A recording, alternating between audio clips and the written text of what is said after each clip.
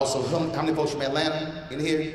I'm gonna need y'all to wake y'all folks up because you have the possibility of having the first non-black mayor in Atlanta since 1973. And I don't understand how black folks in Atlanta get called the Black Mecca and you have 14% turnout in the last election. That's a damn shame. That's just a side note. If y'all from St. Louis, anybody from St. Louis? Yes, same for y'all. Had your mayoral election, 25% turnout. Anybody from Birmingham? Same for y'all. Just had a runoff, 25% turnout. In the city, 75% black. We cannot in this room talk about how do we change the condition of black men dealing with social justice and education if the power that we have is being unused and untapped because we have some folk who don't want to get off of a couch and use the power of that ballot. What I'm saying is this thing cannot happen with just the people in this room. We are going to have to challenge some folks who look like us, who are in our fraternities, who are in our sororities, who are in our men's groups, in our women's groups, our friends who are millennials, Gen X, Gen Y, Gen Z, whatever gen you want to call, and say, you can't talk about empowerment, you can't talk about freedom if you are choosing to sit on your behind and expect somebody else to do the work.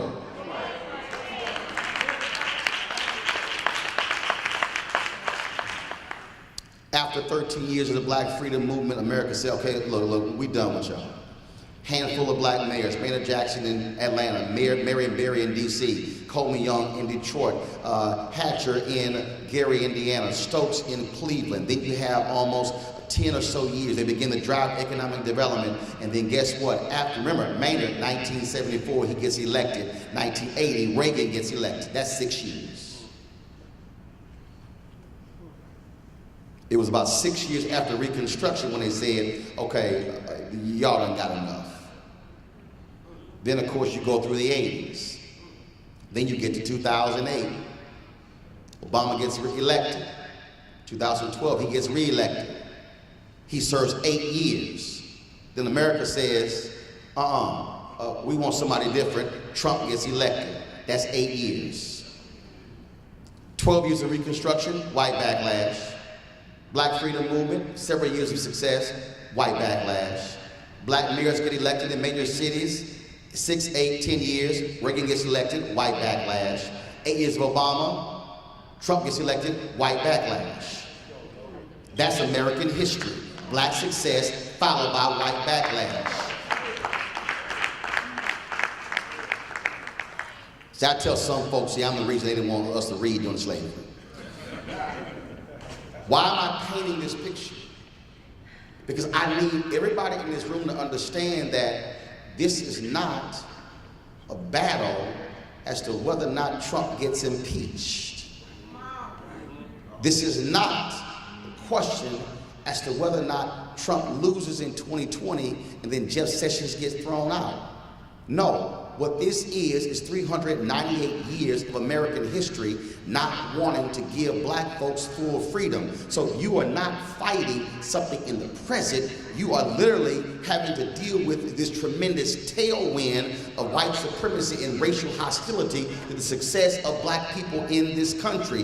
Those are undeniable facts. And so at some point we must recognize what we are up against, which requires you to have a warrior-like mentality when it comes to what we are facing, because you are literally leaving here after getting a game plan. You now are going to have to execute like warriors are to execute. You're about to go do battle with some folks who do not want to see this meeting convene again, who do not want to see a plan of action come out of this gathering, who do not want to see black and Latino and Asian and Native American allies with us, because what they understand is when you have conscious black folks get together with conscious white folks, conscious Latinos, conscious Native Americans, conscious Asians, what you begin to see is a movement that they know they cannot sustain. So therefore, what they want to do is separate us based upon issue. They want us sitting here saying, no, get rid of the illegal immigrants because we don't like them. Oh, get rid of the Asians over here, without realizing,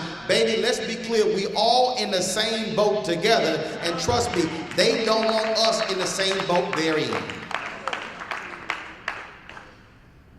The day after requires you to undergird yourself and prepare for war.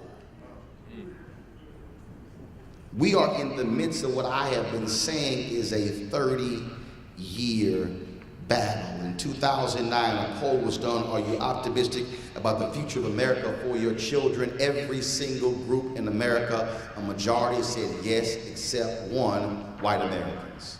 September 2016, same company did a poll, and the question was asked, are you optimistic about the future of America economically for your children? African Americans, lowest wealth in America, $5,000 compared to $110,000 for whites, had 58% optimism. Hispanics, second lowest wealth, second highest optimism, then followed by Asians. Who had the highest wealth in America but the lowest optimism? White Americans at 41%. Why does that matter? Because they see what is happening in America. America is changing. 30 years ago, we were told America would be a majority minority country. Folks said, man, that thing's so far away, I'm gonna be dead. But something kept happening. White folks stopped having babies. Black folks kept having babies. Latinos kept having babies. You now see the opioid crisis. White folks are dropping dead left and right due to opioid overdose.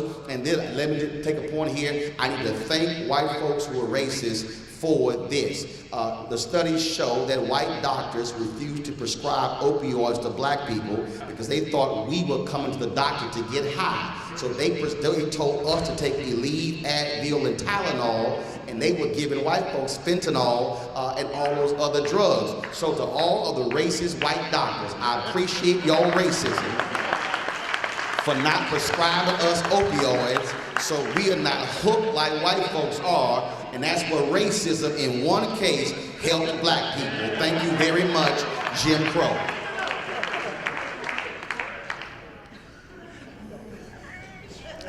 I'm laying all of this out for you because when we say social justice, that is a broad category.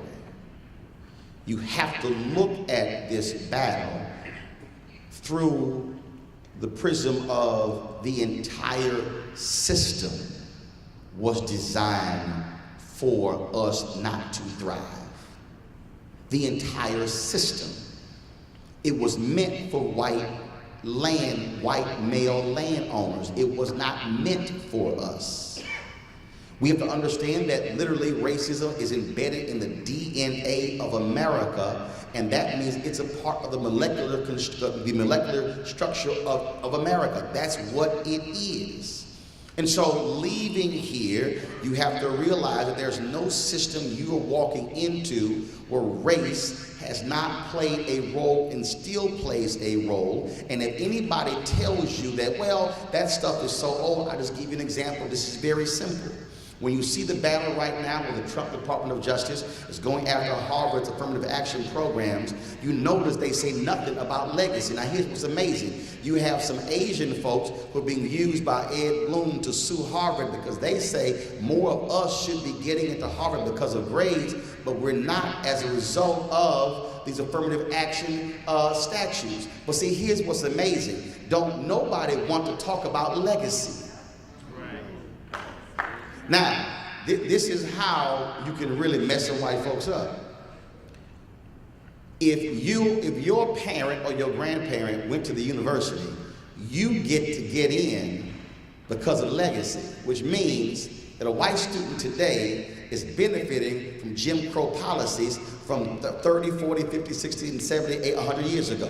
So when a white kid says, oh, I didn't own slaves, no, you didn't, but guess what? You get to use legacy, I can't, because your grandparent went to this school. Mine couldn't get in, which means that you today in 2017 are benefiting from a Jim Crow policy. That's how the system still is negatively impacting us today.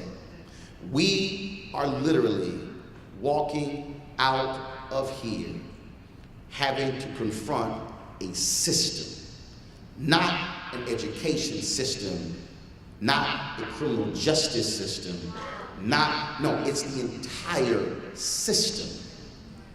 And so when you understand that, then you begin to realize the battle that lies ahead.